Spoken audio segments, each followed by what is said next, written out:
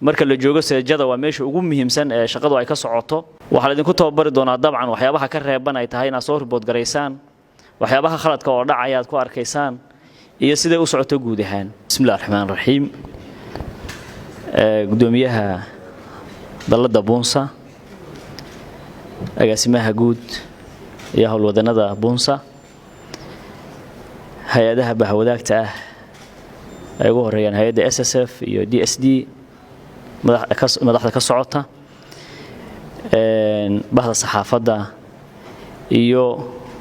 dhalinyarta aqoon-yahanka loo soo xulay kor joogtada dhamaantiin mar labaad salaamu calaykum waraxmatullaahi tacaala wabarakaatuh bacda salaan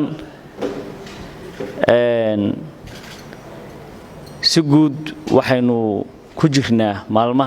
maalmihii u dambeeyay ee diyaar garowga doorashada waxaynu laba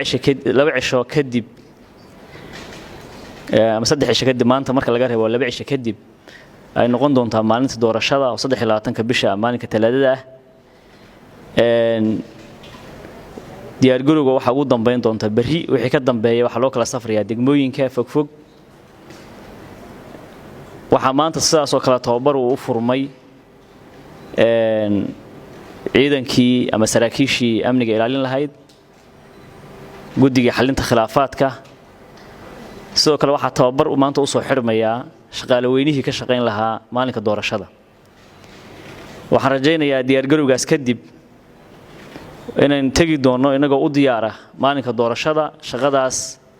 mas'uuliyadda culus ah ee loo qabanayo dadka reer Puntland ee saddexdan degmo ku noolna mas'uuliyaddeeda dadkii qaybta ugu weyn ku lahaa inay idinku tihiin sida gudoomiyuhu sheegay waxa la idinka soo xulay bulshada gaar ahaan bahda aqoon-yahanka sababta la idinka doortayna waxay ahayd inaad tihiin dadkii mas'uuliyadda qaadan lahaa oo aan rajaynaynaa inaad noqon doontaan dadkii mas'uuliyadda qaadan lahaa observerska ama kor joogtadu waxay muhiim u tahay habsami socodka doorashada iyo in la ilaasho doorashada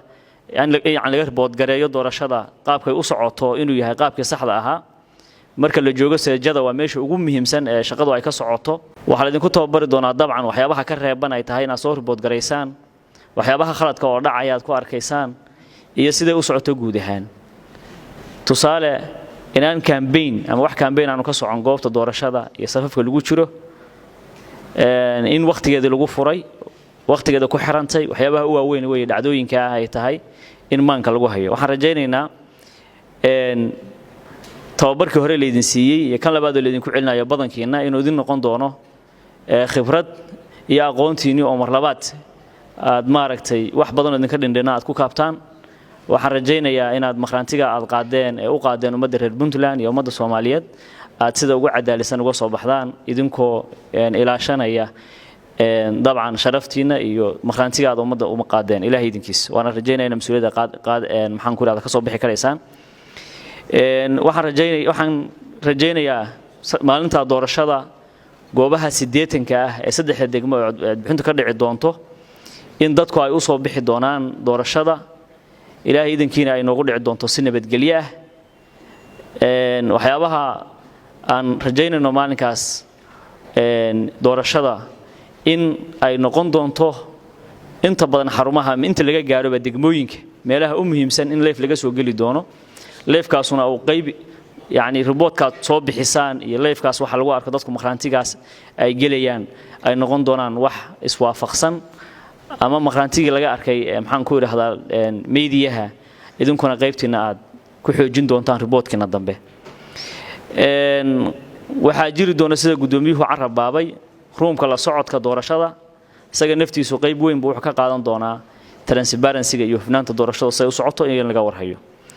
mahadsantihiin guul baan idin rajaynayaa gabagabadii waxaan rabaa inaan u mahadceliyo hay'adda Bunsa oo mar walba iyo hay'adaha bahwadaagta la inala jooga oo mar walba dadaal geliya sidii ay doorashadu u qabsoomi lahayd si hufan oo wada shaqayn dhowna la hay'adda doorashooyinka Puntland waxaan u mahadcelinayaa dhammaan inta garab siisay in shaqadana ay noo qabsoonto waxaan rajaynayaa inaynu ilaahay idinka isu soo noqono inagoo nabada shaqo fiican soo qabanay dadka reer Puntland ay taariikh u noqon doonto iyo page gole deegaanna ka xirmay aynu u diyaar garoobi doono dawladda iska iyo qaybaha dambe aad iyo aad baad mahadsantahay. Assalaamu calaykum waraxmatullaahi wabarakaatuh waana inoo furan yahay tababarku.